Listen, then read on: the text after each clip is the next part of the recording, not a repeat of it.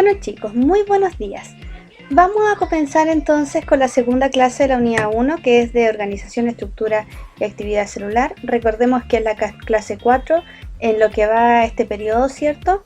Y vamos a ver hoy día membrana plasmática y tipos celulares. El objetivo de la clase de hoy es identificar las características de la membrana plasmática y analizar el funcionamiento de esta a través del transporte celular, ¿ya? Recuerden que el desarrollo de esta guía debe ser enviado a mi mail. Bueno, lo primero vamos a observar aquí una membrana plasmática. Recordemos dónde se encuentra la membrana plasmática, que es aquella que envuelve a la célula, ¿cierto? Y por tanto, al envolver a la célula va a tener ciertas funciones principales, ¿ya? Miren, primero da el contorno a la célula y por tanto también permite determinar en cierta medida la forma, ¿ya? Pero además permite el transporte de moléculas al interior y al exterior de la célula, ¿ya? Entonces, ahora vamos a ver la estructura. Primero, la membrana plasmática está formada por fosfolípidos. Cada una de estas cabezas con dos colitas que se ven ahí es un fosfolípido, ¿ya? Y los fosfolípidos están formados por una cabeza, que es una cabeza que se ubica hacia afuera, ¿cierto? Y además tiene dos colitas que se ubican hacia adentro de la membrana plasmática. También sabemos que la estructura de la membrana plasmática está relacionada con cómo se atraen los fosfolípidos. Lo primero, el fosfolípido está formado por una cabeza polar y ¿qué significa que sea polar? Que esta se atrae con el agua y estas dos colas son apolares que repelen el agua. Por tanto, podríamos interpretar aquí, ya que la membrana plasmática está rodeada por agua y en su interior también tiene agua del citoplasma, es que vamos a tener que las pelotitas que observamos, las cabezas van a ser afín con el agua, ¿cierto? Y las colitas se van a ir atrayendo entre sí y determinan la gran estructura que tiene la membrana plasmática. Y el colesterol, como podemos observar aquí, que este amarillo, ¿cierto? Es un lípido que le permite dar rigidez a la membrana plasmática. Y el colesterol nosotros lo conocemos, ¿cierto? Por ser un lípido que en ocasiones está alto en la sangre. Cuando está alto en la sangre, ¿cierto? Significa que tengo gran cantidad de colesterol. Y al tener gran cantidad de colesterol, significa que nuestras células están más rígidas y por tanto tienen menos transporte celular. ¿Ya? También tenemos la proteína integral, que es esta, la que está aquí, ¿cierto? Que es integral, que atraviesa toda la membrana, ¿cierto? Y se encarga principalmente del transporte de moléculas. También tenemos las proteínas periféricas, que la tenemos aquí, periferia, que significa que se encuentra en la periferia de la célula, ya como por ejemplo esta. Generalmente se encargan de entregar señales, ¿cierto? Y las proteínas periféricas se pueden como lo podemos ver aquí, proteínas periféricas o integrales se pueden asociar a algunas carbohidratos y a eso le vamos a llamar glicoproteínas. Y cuando el lípido se asocia a un lípido, perdón, a un carbohidrato, se llama glicolípidos. Entonces vamos a tener que las glicoproteínas, los glicolípidos y las proteínas periféricas en general se encargan de reconocer a las células y también dar señales, ¿ya? Y en el caso de los glicolípidos también funcionan como receptor de algunos antígenos. Ahora, tenemos que recordar algunos conceptos previos que son necesarios para trabajar en esta unidad. Las funciones de la membrana, entonces, el aislamiento selectivo del contenido de la célula del medio externo. ¿Qué significa esto? Que la célula está aislada por esta membrana y permite seleccionar sustancias que entran o que salen de la célula. Permitiendo entonces que a través de la membrana se produzcan gradientes de concentración de sustancias disueltas que lo vamos a ver a continuación. Regulan también el intercambio de sustancias, ¿cierto? Entre el interior y el exterior de la célula, permite la comunicación con otras células y también permite la unión en el interior de las células y entre ellas. Otro concepto previo es que tenemos que entender qué es un intercambio de sustancias. La intercambio de sustancias es fundamental para que la célula sobreviva, ¿cierto? Además, permite liberar sustancias que se han formado en la célula y que sirven para otras células. Ahora, hay que entender que hay distintos tipos de transportes de sustancias a través de la membrana y estos pueden ser a favor de gradiente de concentración o en contra. ¿Qué significa gradiente de concentración? Es la diferencia física que existe entre dos zonas, ¿ya? Para que pueda existir una gradiente de concentración tenemos que tener una disolución, que es soluto más solvente, ¿ya? Entendiendo que el soluto es aquello que se va a disolver y el solvente es aquella sustancia que disuelve algo. En el caso, el ejemplo más fácil es el agua y la sal. El soluto es la sal y el solvente es el agua. Y vamos a tener que la gradiente de concentración puede ser a favor o en contra. Cuando es a favor, es cuando se mueve de donde hay más moléculas hacia donde hay menos moléculas. Y cuando es en contra, es de donde hay menos moléculas hacia donde hay más moléculas. ¿Ya? Y vamos a tener también que, bueno, entendiendo eso, vamos a entender cuáles son los distintos tipos de transporte de membrana. Primero vamos a hablar del pasivo y activo, pero después vamos a hablar también de uno relacionado con la formación de vesículas, ¿ya? Primero, el pasivo. En el pasivo no hay gasto energético siempre que exista una gradiente de concentración favorable, ¿ya? Y vamos a tener entonces que pueden haber tres tipos de transporte pasivo: la osmosis, la difusión simple y la difusión facilitada. Vamos a comenzar con la osmosis, ¿ya? Este es el movimiento solvente de un lugar de menor concentración de soluto a un lugar de mayor, ¿ya? Y aquí esto es importante. Se mueve de donde hay menos soluto hacia donde hay más soluto, pero de donde hay más solvente hacia donde hay menos solvente. Por eso es a favor de la gradiente de concentración, porque es el solvente, y que le vamos a decir agua, más solvente hacia donde hay menos solvente, ¿ya? Eso es importante porque, claro, dicen, pero si es de donde hay menos soluto hacia donde hay más soluto, eso podría ser activo, ¿cierto? En contra. No, porque aquí estamos hablando del agua. Y aquí el agua se mueve de donde hay más hacia donde hay menos. Por tanto, es a favor de la gradiente de concentración y no requiere de un gasto de energía. En el caso de la osmosis, el movimiento de agua, y en el caso de que sea a través de una célula, el poro que permite que el agua se mueva de donde hay más agua hacia donde hay menos agua se llama aquaporina, ya, porque es un poro, ¿cierto?, que mueve agua. Y vamos a ver aquí cómo son los medios, los medios en donde se puede ver una disolución. Por ejemplo, un medio hipertónico es aquel que tiene mucho soluto, ¿ya? O sea, tiene una mayor concentración de soluto. El medio hipotónico es el que tiene mayor cantidad de agua y menor concentración de soluto. Y en el caso del medio isotónico es aquel que tiene la misma cantidad de agua que de soluto. Entonces vamos a ver cómo es la osmosis en las células animales, ¿ya? ¿Qué pasa si yo pongo las células animales en un medio hipertónico? Si yo pongo las células animales en un medio hipertónico, ¿qué significaba eso? Que tuviese mucha sal, lo más probable es que se deshidraten, porque el agua que estaba en el interior de la célula, ¿cierto?, va a tender a salir. ¿Por qué? Porque aquí va a haber más agua de lo que hay afuera, ¿ya? Entonces va a tender a salir, y además porque va a haber una mayor cantidad de soluto en el exterior, ¿cierto? Porque va a haber mucho soluto en el exterior y el agua va a tender a salir. Esto es como, por ejemplo, cuando comemos mucha papa frita y nos da sed, ¿cierto? Hay mucha sal en nuestra sangre, por tanto las células se empiezan a deshidratar y por tanto nuestro cuerpo empieza a deshidratarse y necesitamos más agua, ¿ya? En el caso de un medio isotónico hay la misma cantidad de agua, ¿cierto?, que de solutos. Por tanto, aquí la cuestión es que la célula no tiene ninguna modificación, ¿ya? Porque la misma cantidad de agua que de sal. En el caso de un medio hipotónico, resulta que hay mucha agua alrededor. Mucha agua, mucha agua alrededor. Y esta agua tiende a entrar a la célula. Y al entrar a la célula se llena de agua y se revienta. Ese proceso se llama citólisis, ¿ya? Y el proceso de deshidratación de la célula se llama crenación. Bueno, continuemos. La osmosis en células vegetales. La osmosis en células vegetales es distinta, todo dado a su pared vegetal, que es esta, ¿ya?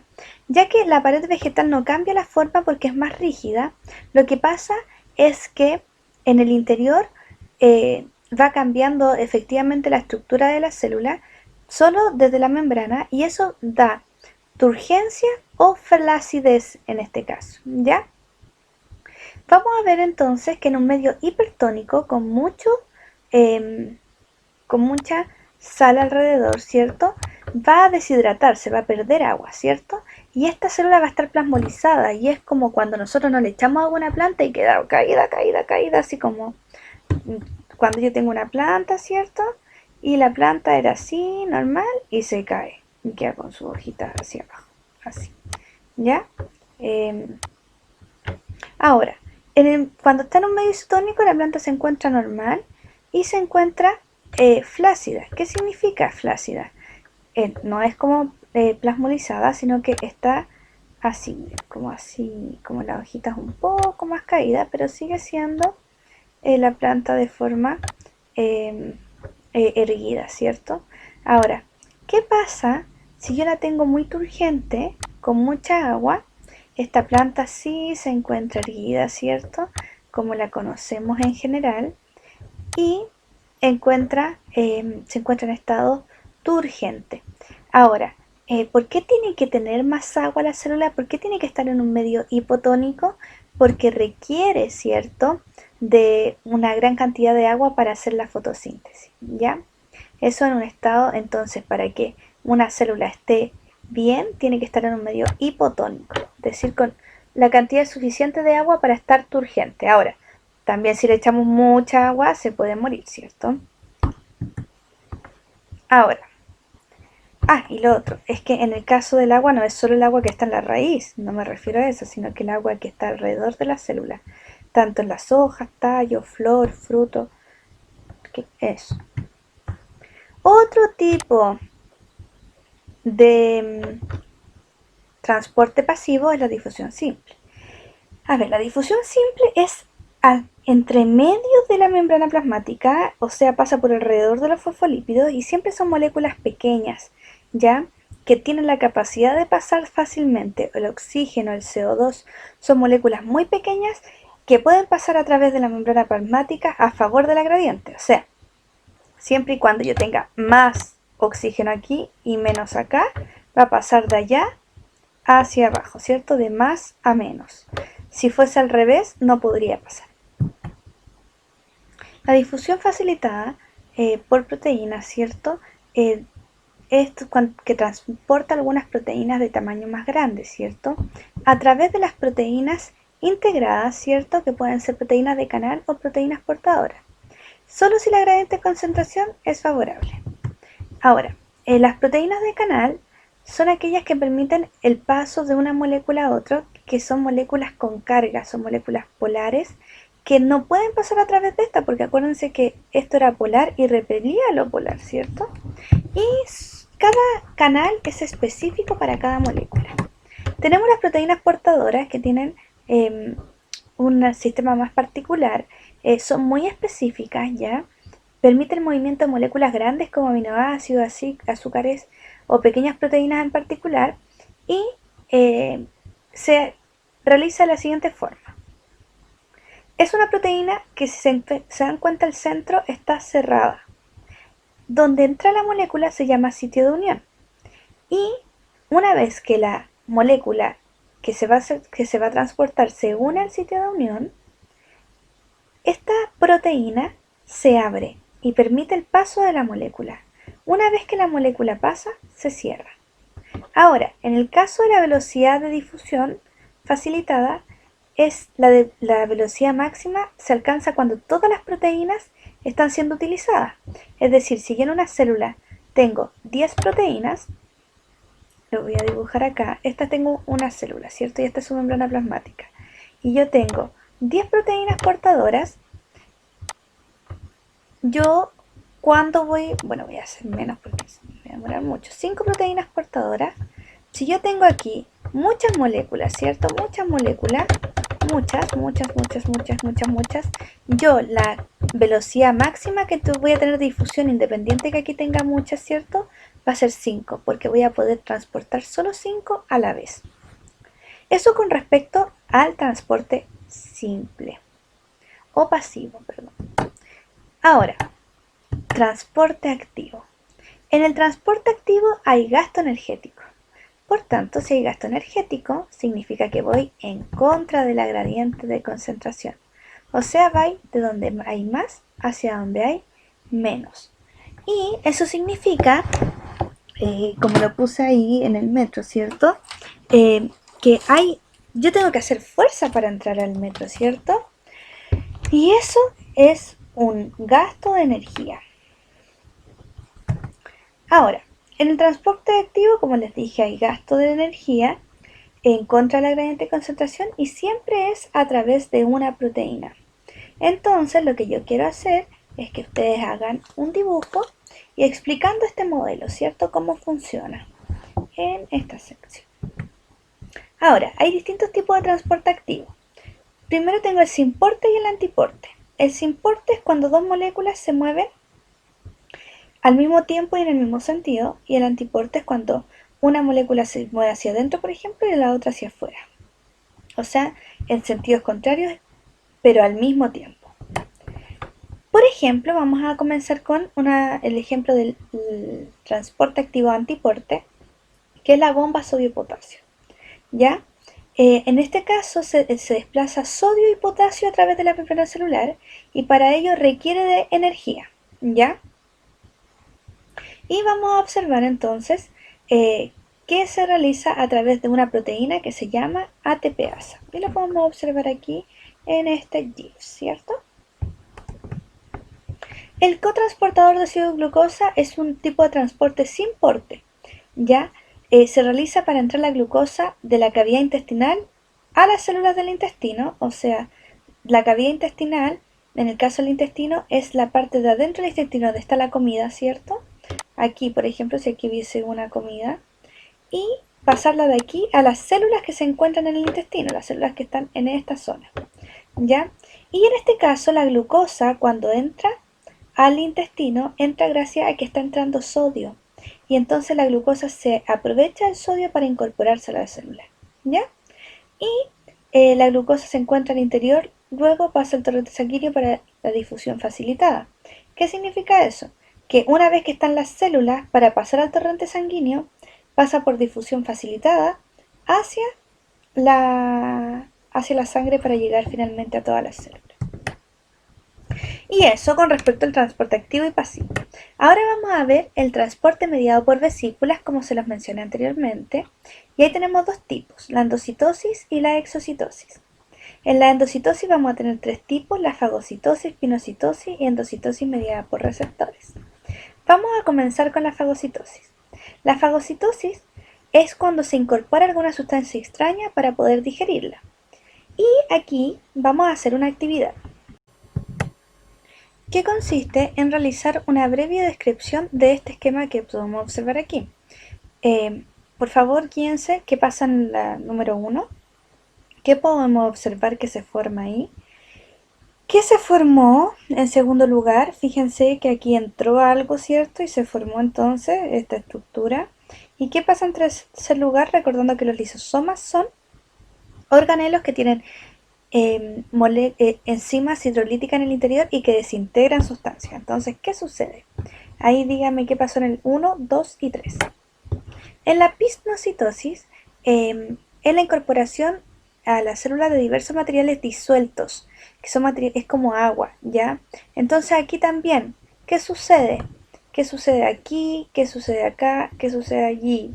También le vamos a poner números, ¿cierto? Entonces, ¿qué pasa aquí? 1, ¿qué pasa acá? ¿Cierto? 2, ¿qué pasa aquí? 3, y que se forma finalmente 4, ¿ya? Actividad también, ¿cierto? Realiza una breve descripción de 1, del 2, ¿cierto? De 3 y de 4, ¿ya? Ahora, Lo mismo aquí, en la endocitosis mediada por receptor. Ingresa a las células moléculas específicas, ya como alguna hormona, anticuerpo, enzimas, vitaminas, colesterol, moléculas generalmente grandes, y si se fijan aquí son captadas en primera instancia por un receptor y luego tengo una acción. ¿Qué pasa, cierto? Recordemos que esta es la membrana plasmática y aquí también le vamos a llamar invaginación, por si acaso también. Entonces, actividad 4, vamos a describir también este esquema. Y finalmente llegamos a la exocitosis, ¿cierto? En donde vamos a tener algunos elementos que salen de la célula por medio de al medio extracelular. Entonces, tengo una vesícula. ¿Qué pasó con la vesícula? Fíjense aquí en esta zona. Fíjense bien. ¿Qué pasa aquí? Y finalmente las moléculas salieron al exterior. ¿Ya? Entonces lo mismo. Realizar una breve descripción de los números antes puestos.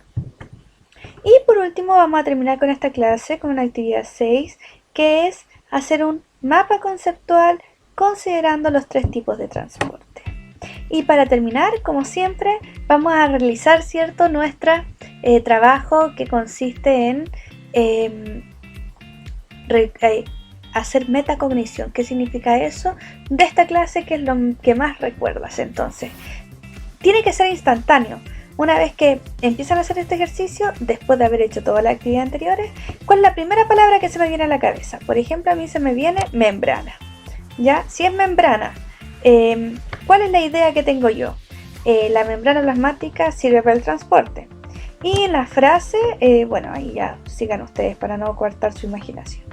Eso, chicos, espero que les vaya muy bien, espero tenerlos de poder verlos en la siguiente clase que vamos a hacer de forma online, ¿cierto? De forma experimental, recuerden. Y una vez realizada esa clase también pueden preguntar dudas y también espero verlos y poder conversar. Muchas gracias, chao, que estén muy bien.